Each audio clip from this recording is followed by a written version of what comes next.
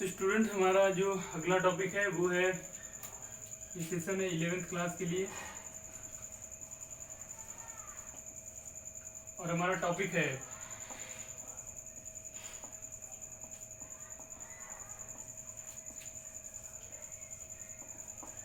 ठीक है continue variation of जी पढ़ रहे हैं। ठीक है, हमने variation of g with height पढ़ लिया था, variation of g with depth complete कर लिया है।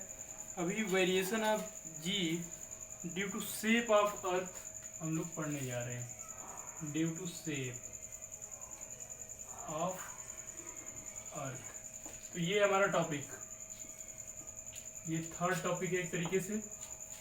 देखिए वेरिएशन ऑफ जी में हमने फर्स्ट टॉपिक पढ़ा है variation of g with height, second है variation of g with depth, third है variation of g with shape of the earth. तो देखिए कैसे शेप के साथ जी की वैल्यू चेंज होती है उसको यहाँ पे हम लोग देखेंगे। ठीक है,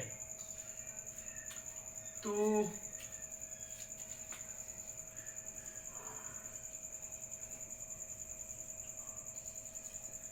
सबसे पहले आप सभी को पता होगा कि जो अर्थ है उसका शेप कैसा है। For simple calculation we can take earth as a perfect sphere, but in general earth का जो शेप है वो परफेक्ट स्फीयर नहीं है। पोल पे जो रेडियस है उसकी वो थोड़ी सी लेस होती है एज कंपेयर टू इक्वेटर, और ये जो डिफरेंस है रेडियस का पोल और इक्वेटर में वो अप्रॉक्सीमेटली 21 किलोमीटर के आसपास का आता है। ठीक है, तो अगर इस शेप को आप ध्यान से देखें तो आपको इस टाइप का दिखेगा, ऐसा ये अर्थ का शेप दिखेगा आपको। अगर आप देखेंगे यहाँ पे ऐसे, ये है पोल, ये पोल साइड है, नॉर्थ साउथ पोल, यहाँ पे इक्वेटर। तो यहाँ पे देख सकते हैं कि ये जो रेडियस है, यहाँ पे अगर इसको रेडियस R1 और इसको R2 कर दें तो जो R2 की वैल्यू होती है, R2 की value R1 plus 21 kilometre approximate. वैसे ये सारे रिजल्ट कभी भी एग्जैक्ट नहीं हो सकते हैं क्योंकि आपको पता है कि जो सरफेस है वो परफेक्ट स्मूथ नहीं होता, बट फिर भी अप्रॉक्सीमेट जो भी मैक्सिमम एक्यूरेसी के साथ R2 is equal to R1 plus 21 kilometre इतना है। इट मीन्स कि R2 की value slightly greater as compare to R1। ठीक है, तो इट मीन्स आप देख सकते हैं कि पोल पे जो अर्थ की रेडियस है वो लेस है एज कम्पेयर टू जो उसकी रेडियस है इक्वेटर पे। ओके, तो जी के वैल्यू क्यों वेरी करेगी, रेडियस के कम होने से इसका क्या मीनिंग है। तो देखिए जो जी की वैल्यू होती है उसके लिए जो हमारे पास फार्मूला है वो है सिंस वी नो दैट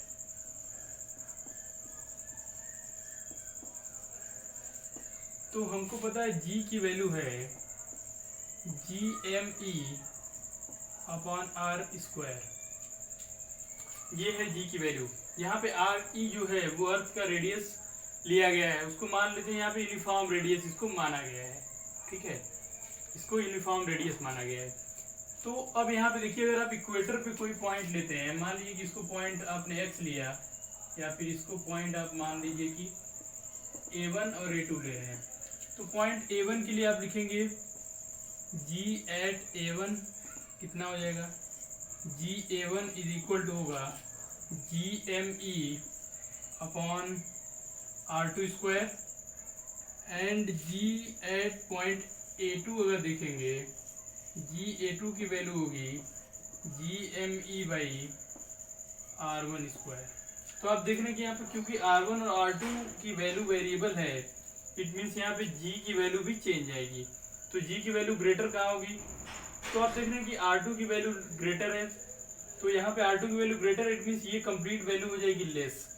तो यहाँ पे इनको इक्वेशन नंबर 1 और इक्वेशन नंबर 2 लिख सकते हैं, और यहाँ पे इन दोनों इक्वेशन से आप देख सकते हैं कि GA1 जो है यहाँ पे हम लोग लिख सकते हैं,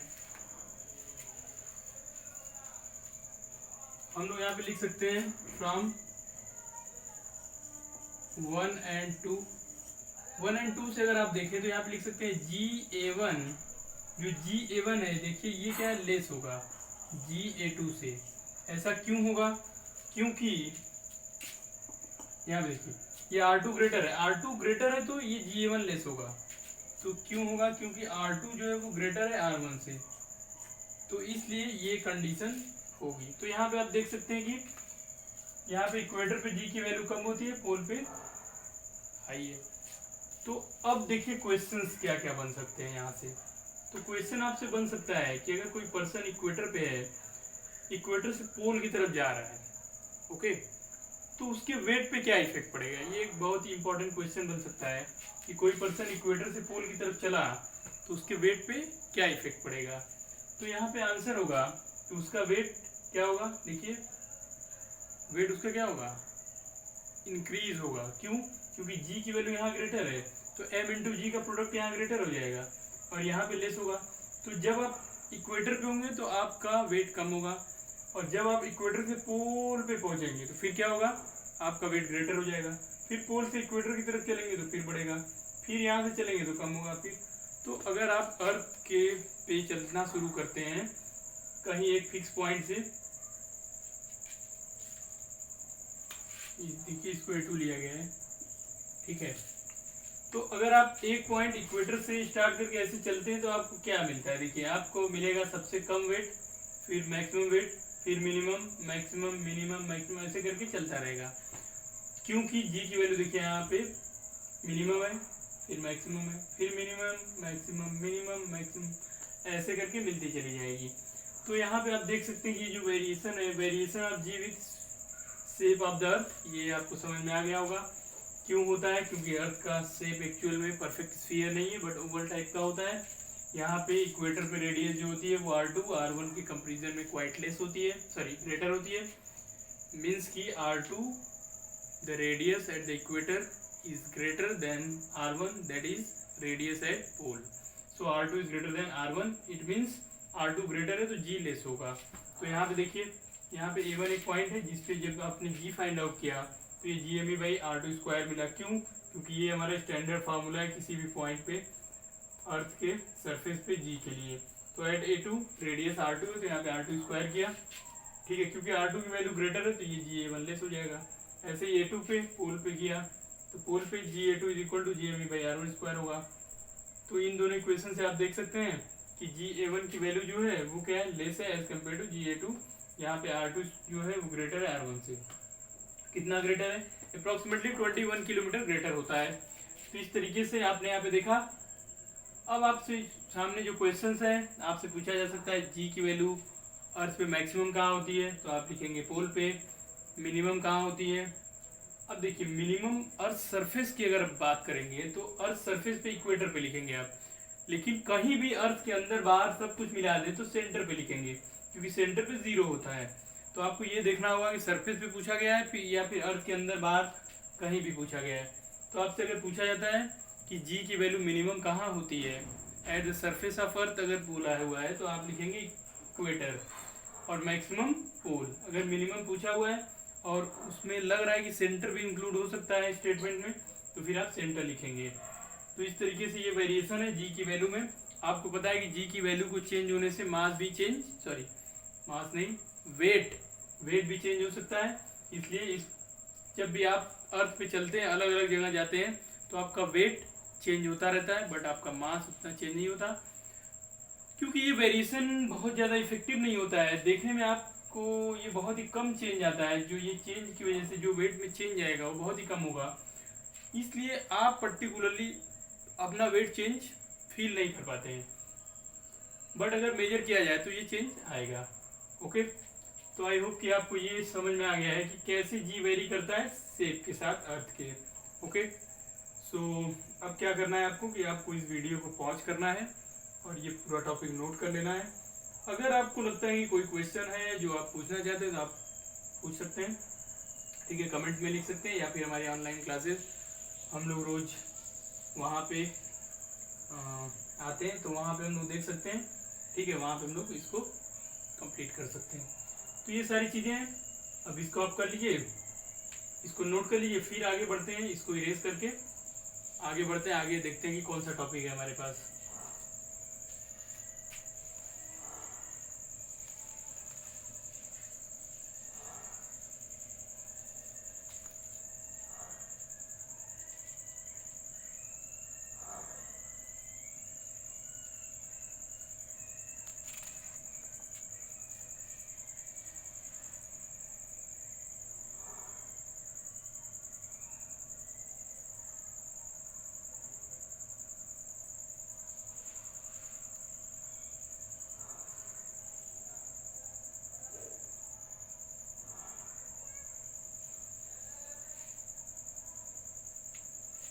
ओके, तो इसको इरेज करते हैं और अगला टॉपिक देखते हैं क्या है।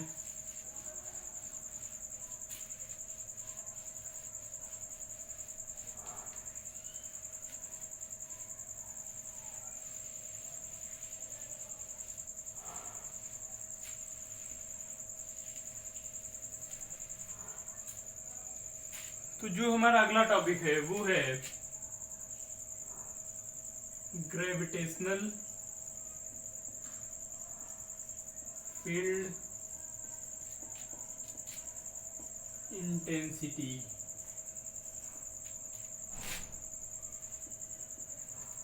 ये है टॉपिक ग्रेविटेशनल फील्ड इंटेंसिटी। तो देखिए क्या होता है ये ग्रेविटेशनल फील्ड इंटेंसिटी क्या है।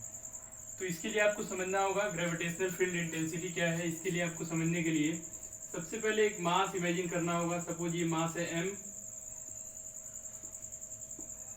ठीक है, और इसकी ग्रेविटेशनल फील्ड सपोज इतने डिस्टेंस तक है।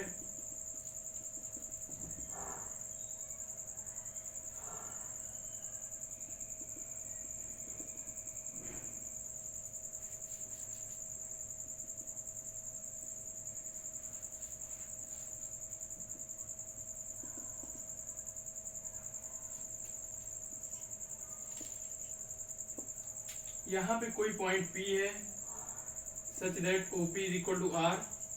ये है पॉइंट P। इस पॉइंट पे कोई मास स्मॉल m है, ये है कैपिटल M, ठीक है। तो देखिए ये जो ग्रेविटेशनल फील्ड जो डॉटेड लाइन से आपको दिख रही है, ये इस वाले मास की फील्ड है, इसकी नहीं। ये बहुत ही स्मॉल मास है, ठीक है। तो ये फील्ड जो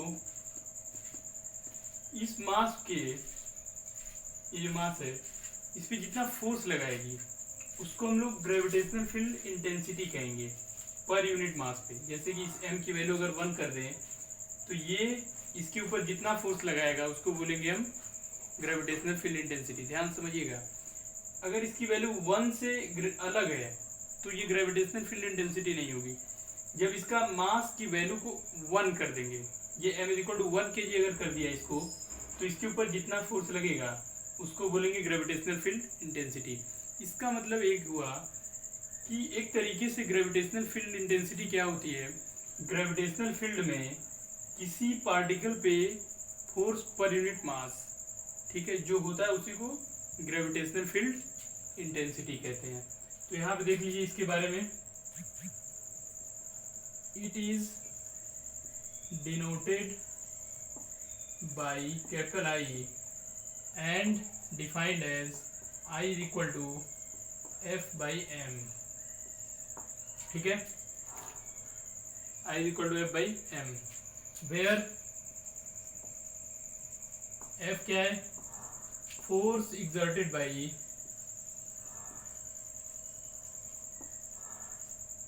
capital M on small m, ठीक है। अब देखिए यहाँ पे सबसे इंटरेस्टिंग बात ये है, यहाँ पे एक बहुत इंपॉर्टेंट बात है कि ये जो फोर्स है ये फोर्स ऑलवेज अट्रैक्शन का होगा। इसका मतलब ये हुआ कि जो ग्रेविटेशनल फील्ड इंटेंसिटी है ये तो एक वेक्टर क्वांटिटी है, क्योंकि यहाँ पे देख रहे हैं वेक्टर बाई स्केलर है, तो ये वेक्टर आएगा और इसकी डायरेक्शन टुवर्ड्स द मास होगी, मतलब इधर की तरफ होगी कहीं। I की value I is equal to F by M आएगा, ठीक है। तो ये हो गया डिफिनीशन ग्रेविटेशनल फील्ड इंटेंसिटी की। Gravitational field intensity is defined as force per unit mass at any point in the gravitational field of earth or any other mass। Simple ये definition है। आई होप कि आपको gravitational field intensity समझ में आया होगा। इसको डिनोट करते हैं कैपिटल I से, so we can write I is equal to F by M, okay. Now F is force exerted by capital F on small m, right? It is a vector quantity and its direction is always towards the earth, ऐसे करके लिख सकते हैं, ठीक है। तो इसको इस डायग्राम को ड्रॉ कर लीजिए, ये सारी चीजें नोट कर लीजिए। यूनिट यहाँ पे लिख सकते हैं न्यूटन पर केजी, ओके। तो कंप्लीट कर लीजिए इसे।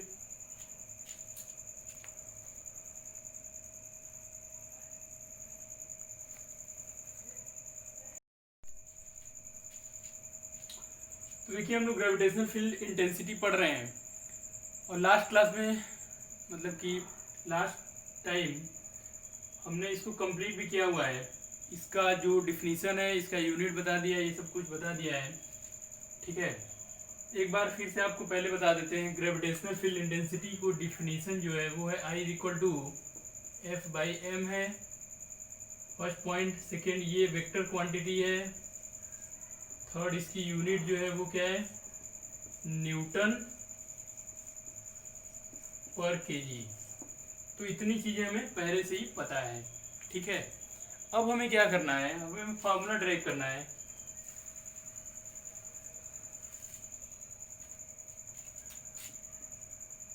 तो हमारी अब जो नेक्स्ट हेडिंग है वो हो जाएगी gravitational field intensity at any point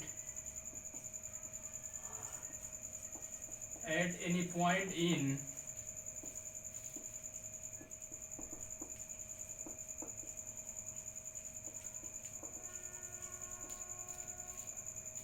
तो अब जो हमारी हेडिंग बन गई वो है gravitational field intensity at any point in gravitational field. ये हो गई हमारी हेडिंग।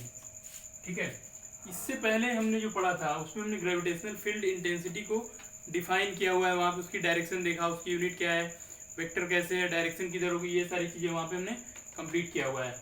यहाँ पे gravitational field intensity at any point in gravitational field का फार्मूला है। तो देखिए क्या होगा यहाँ पे। तो यहाँ पे देखिए ये है मास कैपिटल एम और ये स्मॉल एम है। तो हमको क्या चाहिए, सिंस वी नो दैट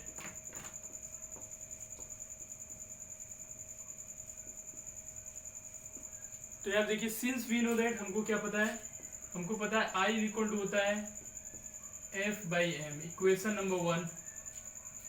और एफ क्या है, ये एफ क्या है, तो f is equal to force exerted by m on small m, ये है। ठीक है, force exerted by capital M on small m। सो यहाँ पे लिखेंगे सो f इज इक्वल टू कितना आएगा, तो इसमें स्केलर फॉर्म में कर ले तो हमको मिलेगा g, या वेक्टर ही लेते हैं, g capital M into small m upon r square r cap, equation number 2। अब r कैप क्या है, आर कैप है unit vector from p to o. ठीक है, ये यूनिट वेक्टर है पी टू ओ इधर की तरफ, जिससे ये एफ को वेक्टर बनाता है। So now by definition of I, तो जो ग्रेविटेशनल फील्ड इंटेंसिटी है इसकी जो डिफिनीशन है I equal to F by m, इसी का यूज करेंगे। तो इसी इक्वेशन में हम लोग एफ की वैल्यू लिख देंगे और जो आएगा वो हमारा क्या हो जाएगा, आई के लिए एक फार्मूला होगा। सो फ्रॉम इक्वेशन नंबर 1 से देखेंगे I vector is equal to आएगा वेक्टर एफ की value g into capital m small m by r square r cap into, अब देखिए 1 बाई एम। यहाँ देखिए ये टोटल ब्रैकेट में जो वैल्यू है ये है एफ की वैल्यू 1 बाई एम। यहाँ पे ये 1 बाई एम कैंसिल होगा तो आपको मिलेगा I vector is equal to G capital M upon r square r cap. तो देखिए ये जो आपके सामने है I equal to G capital M r square r cap, यही हमारा फार्मूला हो गया किसके लिए, ये हमारा फार्मूला हो गया gravitational field intensity at any point due to this mass. अब यहाँ पे जो भी मास है, अगर इसके किसी फील्ड में किसी भी पॉइंट पे आपको gravitational field intensity find out करनी है तो आप बहुत ही आसानी से इसको फाइंड आउट कर सकते हैं इसी फॉर्मूले का यूज करके। इसका मास आपको पता होना चाहिए, जी की वैल्यू जनरली हमको पता है और आर की वैल्यू हमको पता होनी चाहिए, कितने डिस्टेंस पे हमको ग्रेविटेशनल फील्ड इंटेंसिटी निकालनी है। ये यूनिट वेक्टर से कोई प्रॉब्लम नहीं है, ये यूनिट वेक्टर सिर्फ डायरेक्शन को बताता है। ये बता रहा है कि जो ग्रेविटेशनल फील्ड इंटेंसिटी उसकी डायरेक्शन है इस स्फीयर के सेंटर की तरफ है, बस इतनी सी बात है।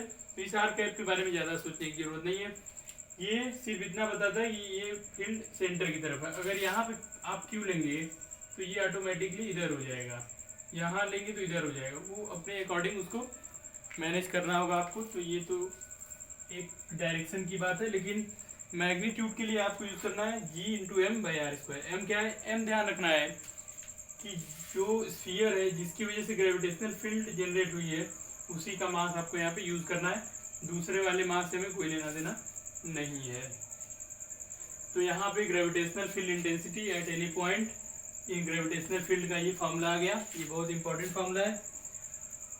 तो अभी आपको यही करना है, वीडियो को पॉज करना है, इस चीज़ों को नोट कर लेना है यहाँ तक। ये क्वेश्चन नंबर 3 आपका फाइनल रिजल्ट है, आप इसको नोट कर लीजिए। देखते हैं कुछ एग्जाम्पल की हेल्प से कि कैसे फाइंड आउट करेंगे ग्रेविटेशनल फील्ड किसी डिस्टेंस के ऊपर। ठीक है, किसी डिस्टेंस पे कैसे फाइंड आउट करेंगे हम लोग। तो आप चाहे तो कुछ क्वेश्चन भी हम लोग सॉल्व कर सकते हैं इस पे बेस्ड। ठीक है, पहले आप इसको नोट कर लीजिए, वीडियो को पॉज करिए, नोट कर लीजिए। अब हमें प्रोसीड करने के लिए इन चीज़ों को इरेज करना होगा, तभी आगे प्रोसीड कर पाएंगे। तो आप इन चीज़ों को इरेज कर लीजिए, फिर प्रोसीड करते हैं हम लोग। क्वेश्चन देखते हैं कि कौन कौन से हमारे पास हैं।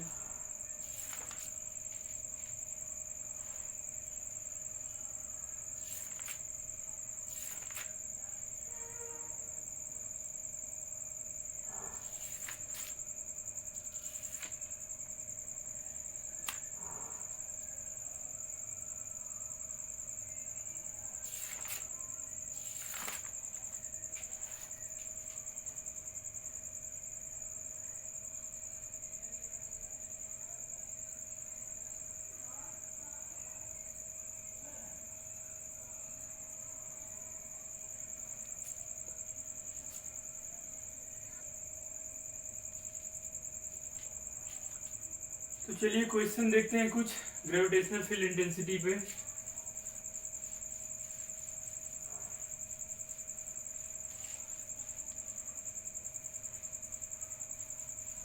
इसको इरेज नहीं करते हैं क्योंकि ये हेल्प करेगा हमें समझने के लिए।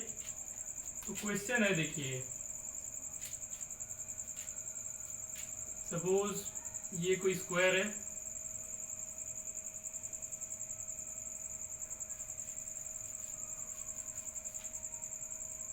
देखिए question 4 masses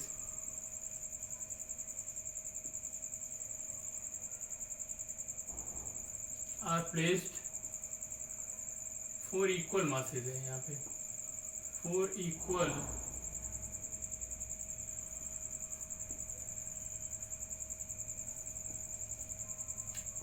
are placed at 4 corners of square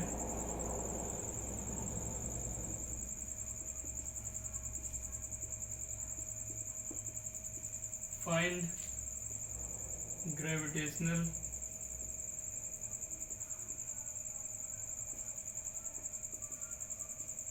field intensity at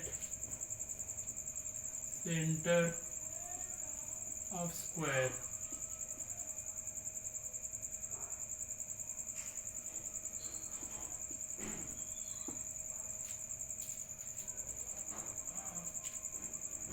देखिए क्वेश्चन क्या है,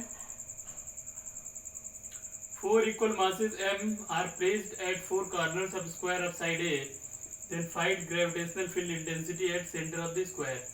तो सबसे पहले सॉल्यूशन के लिए डायग्राम देख लेते हैं।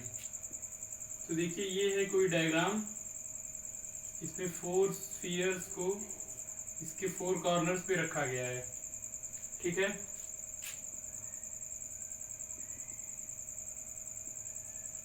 ये हो गया इसका सेंटर। अब आपको पता है कि किसी भी एक स्फीयर से इस सेंटर की डिस्टेंस, सपोज अगर इसको ए बी सी डी कर दें, इसको ओ कर दें, तो बेसिक ज्योमेट्री से आपको पता होगा ये सेंटर है, तो आप लिख सकते हैं A O is equal to B O is equal to C O is equal to D O होगा। ठीक है, और इसका साइड ए है, मतलब ये साइड ए है, तो ये ए ओ की वैल्यू कितनी होगी, तो आप यहाँ पे लिख सकते हैं ए ओ जो है वो वैल्यू होगी a√2/2। देखिए इसका डायगोनल होता है a√2 और उसका हाफ a√2/2, मतलब कि a/√2 होगा। ठीक है, इतना हो जाएगा, a o = a√2/2 मतलब a/√2 हो जाएगा। अब देखिए, अब जो सबसे इम्पोर्टेंट चीज ये है कि किसी एक स्फीयर से सेंटर पे कितनी होगी इलेक्ट्रिक फील्ड इंटेंसिटी। तो आई इज इक्वल टू, हमको पता है कितना होगा, जी एम अपॉन आर स्क्वायर। ये तो हमारा फार्मूला है, ये हमारा फार्मूला है, I is equal to G M by r square. अभी देखिए आर ये मास है स्मॉल एम, तो यहाँ स्मॉल एम लिखेंगे कैपिटल एम की जगह पे। और जो डिस्टेंस है ए टू ओ, क्योंकि हमें सेंटर पे निकालना है, तो ए टू ओ जो डिस्टेंस है वो कितनी है, ए बाई रूट टू। तो यहाँ पे ए बाई रूट टू का स्क्वायर करेंगे हम, तो ए बाई रूट टू का स्क्वायर कितना आएगा, ए स्क्वायर बाई टू। तो ये आई आ जाएगा। अब इसको थोड़ा सा आपको देखना होगा इस साइड में, यहाँ पे, ठीक है। तो इन चीज़ों को हम इरेज कर रहे हैं ताकि थोड़ा सा चीज़ें कॉम्प्लिकेटेड ना हो। आप इस इक्वेशन को देख लीजिए, इक्वेशन नंबर 1, इसको नोट करिए, इसके आगे इधर नोट कर रहे हैं। तो जैसे हम इधर आएंगे आपको दिखेगा नहीं, इसलिए इसको नोट कर लीजिए आप। तो यहाँ देखिए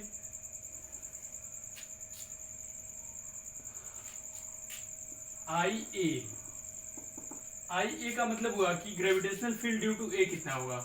तो ये होगा G M by a square by two, means 2 यहाँ पे मल्टीप्लाई हो जाएगा, या फिर एक स्टेप और लिख देते हैं, तो ये होगा 2gm बाई ए स्क्वायर। देखिए इस वाले से। अब इसकी डायरेक्शन भी देखेंगे हम, तो डायरेक्शन टुवर्ड द स्फीयर होती है, मतलब O टू A होगी। अब ऐसे ही आई बी की वैल्यू फाइंड आउट करते हैं। तो आई बी कितना होगा, देखिए आई बी भी सेम होगा, क्योंकि मास सभी पे सेम है m, और डिस्टेंस भी सभी का सेम है, और g तो सेम है ही सभी के लिए। तो ये भी कितनी वैल्यू आएगी, 2gm बाई ए स्क्वायर। और इसकी डायरेक्शन देखिए O टू B होगी, तो यहाँ पे लिखेंगे O टू B। अभी देखिए यहाँ पे है ड्यू टू C की अगर बात करें, तो IC जो होगा वो होगा सेम, मैग्नीट्यूड तो सेम होगा, मतलब कि 2gm बाई ए स्क्वायर होगा। डायरेक्शन O टू C है। और देखिए D के लिए ID is equal to 2gm by a square, और डायरेक्शन है O टू D। इतनी डायरेक्शंस हो गई। अब यहाँ पे आप देखेंगे तो आपको दिखाई पड़ेगा कि सभी के अपोजिट डायरेक्शन में, यहाँ देखिए इसके अपोजिट ये, इसके अपोजिट ये, सभी के अपोजिट डायरेक्शन में भी ग्रेविटेशनल फील्ड इंटेंसिटी है। तो आई ए के अपोजिट में क्या है, आई सी है। ये दोनों देखिए, ये दोनों अपोजिट है और इक्वल है, तो ये दोनों एक दूसरे को कैंसिल करेंगे। ऐसे ही आई बी और आई डी भी एक दूसरे के अपोजिट है और इक्वल है, तो ये भी कैंसिल करेंगे। कैसे कैंसिल करेंगे, देखिए पहले, सबसे पहले आप ये बात समझना होगा कि ये कैसे इक्वल आ रहा है सभी का। अगर आपको नहीं समझ में आया, ध्यान देखिए, मास सभी का सेम है और डिस्टेंस सभी का सेम है। तो इस फॉर्मूले में अगर सभी के लिए मास और डिस्टेंस सेम रखेंगे तो क्या सारी वैल्यू सेम आएगी, इसका मतलब सारी वैल्यू सेम आएगी। अब कितनी आएगी देख लेते हैं। मास की जगह कैपिटल एम की जगह स्मॉल एम लिखेंगे, और आर की जगह पे लिखेंगे आप ए स्क्वायर बाई टू। क्यों, क्योंकि ए ओ जो वैल्यू है वही ओ बी है, वही ओ सी है, वही ओ डी है, और वो value a by root two है। इसका स्क्वायर करेंगे तो ए स्क्वायर बाई टू आएगा। तो यहाँ पे ए स्क्वायर बाई टू, अब ये टू ऊपर मल्टीप्लाई हो गया, 2gm by a square. It mean सभी मास से जो वैल्यू आएगी वो सेम आएगी, 2gm by a square, but उसकी डायरेक्शन क्या होगी, अलग अलग होगी। Direction O to A, O to B, O to C, O to D type की हो सकती है। तो यहाँ पे ये देख लीजिए, ये सभी की डायरेक्शन है। अब क्योंकि ये डायरेक्शन इसके ठीक अपोजिट है, ओ ए और ओ सी एक दूसरे के अपोजिट है, ओ बी और ओ डी अपोजिट है एक दूसरे के, इसलिए सभी क्या करेंगे, एक दूसरे को कैंसिल कर देंगे। तो हम लोग यहाँ पे लिखेंगे I A cancel I C and I B cancel I D, hence all these intensities at point O is cancelled from the opposite field intensity vectors, so the net field at point O is 0. तो यहाँ पे लिखेंगे hence net field intensity। अभी देखिए यहाँ पे gravitational field intensity की ही बात हो रही है, तो hence net field intensity at O is 0। यहाँ पे net field intensity means net gravitational field intensity है। यहाँ पे मैग्नेटिक और इलेक्ट्रिक फील्ड तो लिखेंगे नहीं क्योंकि हम लोग ग्रेविटेशन पढ़ रहे हैं। तो यहाँ पे हेंस नेट, यहाँ पे चाहे तो आप gravitational field intensity at point o is 0, क्योंकि सभी के अपोजिट में एक ऐसा वेक्टर मिल रहा है जो कि उसके अपोजिट डायरेक्शन में है और मैग्नीट्यूड में इक्वल है। इट मीन्स उन सभी का जो नेट होगा वो 0 हो जाएगा। तो पॉइंट ओ पे जो नेट फील्ड होगी वो कितनी हो जाएगी, 0 हो जाएगी। तो आई होप कि आपको ये क्वेश्चन समझ में आया होगा, बहुत इंपॉर्टेंट क्वेश्चन है। अब देखिए क्वेश्चन कैसे चेंज होते हैं। क्वेश्चन चेंज इस तरीके से होते हैं, मान लीजिए कि ये वाला मास हटा दिया और आपसे पूछेगा कि पॉइंट बी पे कितनी फील्ड इंटेंसिटी है, या फिर सी को किसी एक को इसमें से बाहर कर दिया गया, फिर किसी दो को कर दिया गया, तो यहाँ पे दो और क्वेश्चन बन जाते हैं। मान लीजिए कि आपने डी को बाहर कर दिया तो कितनी फील्ड इंटेंसिटी होगी वो पॉइंट पे, सी को भी अगली बार बाहर कर दिया तो ओ पे कितनी फील्ड इंटेंसिटी होगी। तो इसको करिएगा आप अपने से, हम लोग फिर इसको कोशिश करेंगे कि इन दोनों केसेस को भी आपको बताया जाए ताकि आपको चीज़ें क्लियर हो, ज़्यादा समझ में आए। ठीक है, तो इसको वीडियो को पॉज करिए, क्वेश्चन को कंप्लीट नोट कर लीजिए और सेंटर पे जो होगी फील्ड वो 0 होगी। कब, जब सभी मास इक्वल हो। लेकिन अगर इनमें से किसी मास को चेंज कर दिया जाए तो क्या होगा। तो बहुत सारे क्वेश्चन बन सकते हैं, आपको कॉन्सेप्ट पे ध्यान देना है। किसी एक क्वेश्चन को याद करके आप कर नहीं पाएंगे, तो कॉन्सेप्ट पे ध्यान दीजिए। यहाँ 2m होता तो फिर यहाँ 2 कर देते, बाकी सभी को mm करते। अब जैसा यहाँ चेंज आएगा उसके अकॉर्डिंग यहाँ पे रख देंगे और सॉल्व करेंगे, जो आएगा हमारा आंसर हो जाएगा। तो इस तरीके से आपने ये क्वेश्चन सक्सेसफुली सॉल्व किया है। बहुत ही इंपॉर्टेंट क्वेश्चन है ये। ठीक है, तो वीडियो पॉज करके इसको नोट कर लीजिए।